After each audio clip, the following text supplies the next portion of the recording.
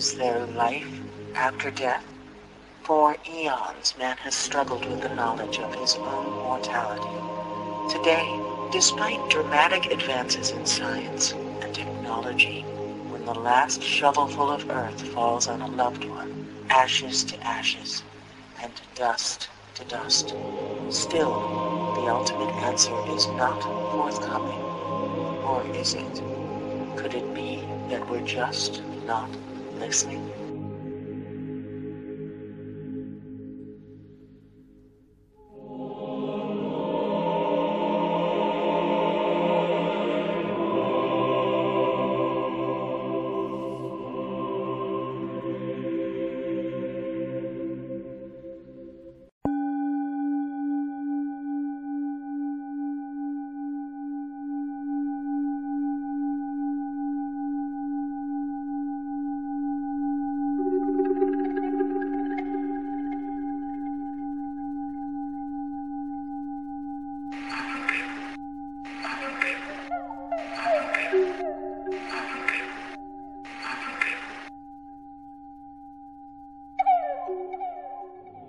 We're here on site in my kitchen at 6 o'clock in the morning to spend a little quality time in the groundless state of being.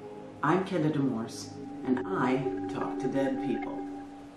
Although the body does dissolve and fall away, the consciousness remains spontaneous, intelligent, and above all, for our purposes here, communicative. What I do, initiating communication by pressing the record button on my digital recorder, is known as instrumental transcommunication, or ITC. The messages that I find recorded on my recorder by spirit are called electronic voice phenomena, or EVP.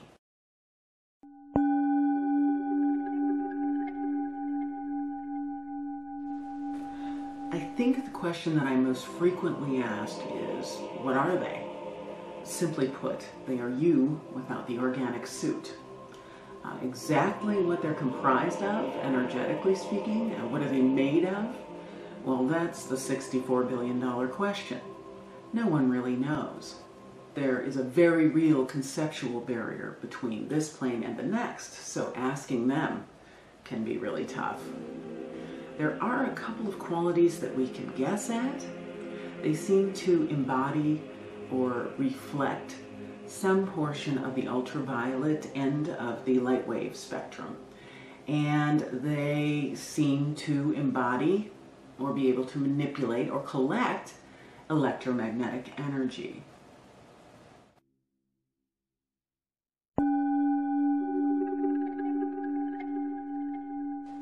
Another subject people really want to discuss: where do they live?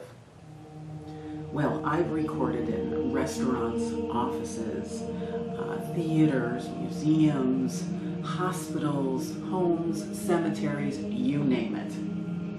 Everywhere I go, I take a standard list of questions. And on that list, one of the questions is, why are you here? 9 times out of 10, the answer will come back, I live here.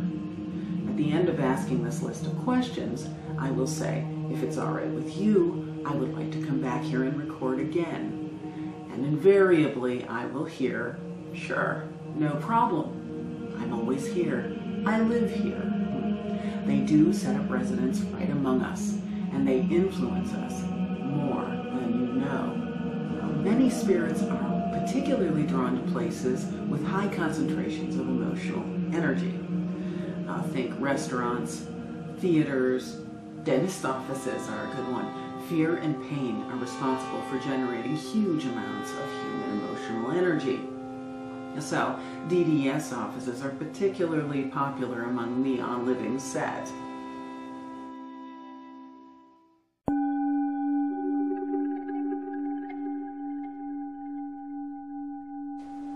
Why would they even want to talk to us?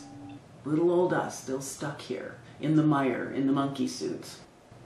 Well, of the qualities unique to spirit, they can read minds, feel your emotions, and they can and do scan your physical form for abnormalities and anomalies.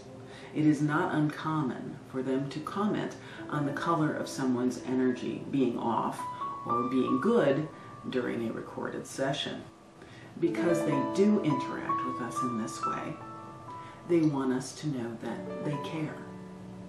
They want to support when support is needed, to inspire when it is appropriate, to share in celebrations, and above all, I think, they want to tell us that they love us. They understand what we're going through here. They are aware of everything that goes on within your household, every situation, and it isn't unusual to have one weigh in on something when they feel moved to do so.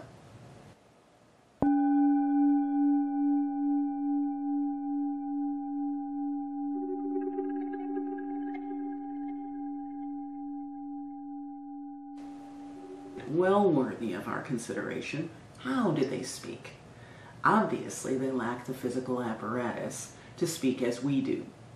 They seem to collect and manipulate ambient sound wave energy into a form that we recognize as being language. Language that is both gender and age specific. It isn't unusual to hear an elderly man, maybe a younger woman, and possibly even a couple of children weighing in during different points in a recording. Their speech might have kind of a lyrical quality. It may sound like singing. There may actually be tones, sounding like musical notes embedded throughout.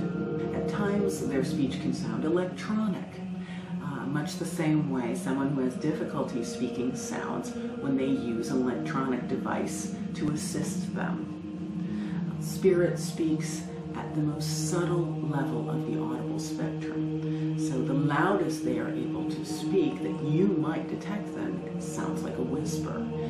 There are occasions when one entity will use up all of the ambient energy in one burst to emit a phrase. You'll be able to hear it unassisted, but those times are rare. And the messages that are lengthy and more detailed in nature will be isolated right around the level of white noise.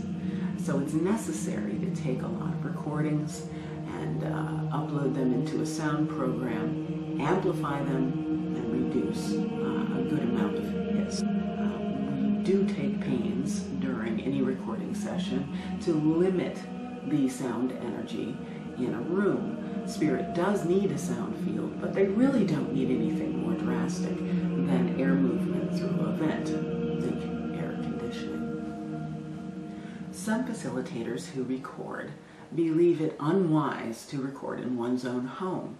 I myself do the bulk of my recordings right here in my kitchen, but that, of course, is a case of personal preference.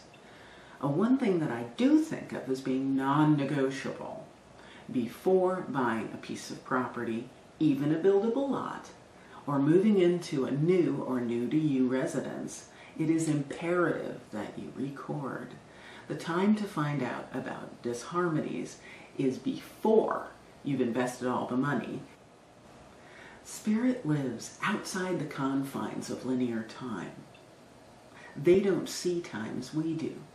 Past, present, and future to them is happening concurrently. It all seems like present, which makes asking questions about future happenings a little tricky. Spirit will never advise should I or will I questions. The proper way to phrase a question is in the present tense. Instead of phrasing a question, will I move to Colorado in 2015? The better way to phrase it is it that I live in Colorado in the year 2015? In terms of energy, the old adage, like attracts like, definitely holds true. Before embarking on a recording practice, it will do you well to examine your psyche and weed out any latent fear or trepidation you might have. This is a serious endeavor. Gratitude and appreciation are huge in the spirit world, as they are in this plane. So please remember, after addressing one being and allowing them to speak, to thank them for their communication. Spirit doesn't sleep, so it is just as viable to record at 6 in the morning as it is at 12 midnight or for that matter, at 4:30 in the afternoon. It doesn't make any difference. It just so happens that the incarnates in my household are more cooperative if I record at 6 o'clock in the morning. So here we are.